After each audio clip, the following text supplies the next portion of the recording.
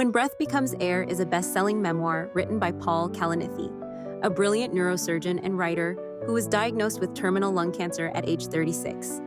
In this intimate and reflective book, Paul explores what makes life meaningful when faced with the certainty of death. The book spans his journey from literature student to elite neurosurgeon to terminally ill patient, and how he grappled with identity, purpose, love, and letting go. It's not just about dying, it's about truly living. In this 6-7 episode series, you'll follow Paul's emotional, philosophical, and spiritual transformation. Each chapter brings us closer to the heart of what it means to be alive. Let's start with episode 1. Paul Kalanithi was born into a home of science. His father, a respected cardiologist, filled their house with medical books and expectations. But despite this scientific environment, Paul wasn't drawn to biology or anatomy. He was obsessed with language, with words, with meaning. He grew up in Arizona, in a sunlit desert town marked by stillness, endless skies, and a hunger for more. His parents, recognizing the weakness of the local school system, insisted their children read constantly. And so Paul read novels, poetry, philosophy. Words, he felt, could capture the full depth of human experience. And it was this curiosity about the human condition that pulled him toward English literature and philosophy. In college at Stanford, he immersed himself in the great thinkers, Camus, Sartre, and Eliot. He didn't just want to learn, he wanted to understand. But the deeper he read, the more he felt something was missing. He could analyze meaning, but he wasn't living it. He understood the mind, but not the body. If he truly wanted to grasp the meaning of life and death, he needed to walk the edge, where life and death actually met. That's when he made the most unexpected turn. From literature to medicine. He decided to become a doctor. Friends and mentors were stunned, but Paul saw no conflict. Medicine wasn't abandoning philosophy, it was living it. A way to be close to death and life, not just in books, but in the real world. He enrolled in medical school at Yale.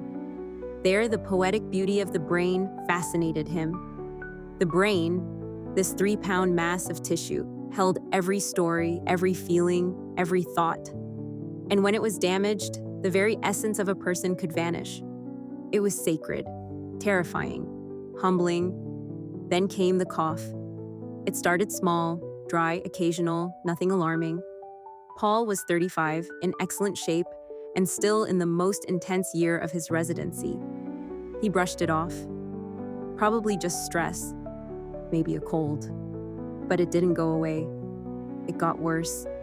He started losing weight, felt more tired. His back ached constantly, a deep, dull pain that didn't respond to rest or meds. He ran tests, blood work, x-rays, then finally a CT scan. He looked at the images himself, and there it was, black shadows, speckled throughout his lungs, metastases, cancer. In that moment, his world split. He was no longer the doctor, he was the patient. And not just any patient, a terminal one. Everything slowed down. Lucy was by his side, silent, stunned. Their arguments faded, their distance vanished. All that remained was love and fear. Paul was 36 years old. He had trained for over a decade to become a neurosurgeon. And now, at the peak of his career, he was being told he had stage 4 lung cancer. He wasn't ready. He hadn't finished living. But cancer doesn't ask if you're ready. The diagnosis didn't feel real.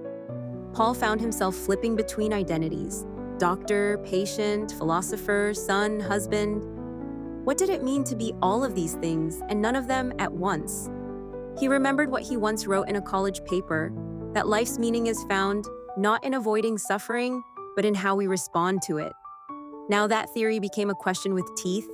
How would he respond to his suffering? The cancer was aggressive. Biopsies, PET scans, genomic testing. A storm of procedures followed. His once muscular frame thinned. His appetite vanished. Still, he wasn't ready to give in. Lucy became his anchor. In sickness, their marriage strengthened. The silence between them, once filled with resentment, now held compassion. And then came the question, should they try to have a child? Paul hesitated. How can you bring a child into a world where their father might not live long enough to see them grow? But Lucy, with tears in her eyes, said gently, if you want to leave a piece of you behind, I want that too. And so, they began IVF. Paul also began chemotherapy, pills and nausea, scans and more scans. The body he once relied on became unpredictable. He looked in the mirror and saw a stranger. Yet, strangely, he didn't feel defeated. He felt aware of time, of love, of what matters. He read voraciously again, revisited the Stoics, the poets, the questions that led him to medicine in the first place. He wrote, he reflected, and he realized something profound. Even as his body weakened, his mind, his self, remained intact. He was still him, still thinking, still feeling, still capable of making meaning. Paul decided to return to work. He shaved his head, put on his scrubs, and stepped back into the operating room. Every movement, every surgery now carried deeper weight. Time was limited. But while he had it, he would live fully. He would be a doctor, a husband, a father-to-be, a writer. And this, the beginning of his final act, became the core of his memoir. He wasn't writing to say goodbye. He was writing to understand. And that's not the end of the story. The next episode is already on its way.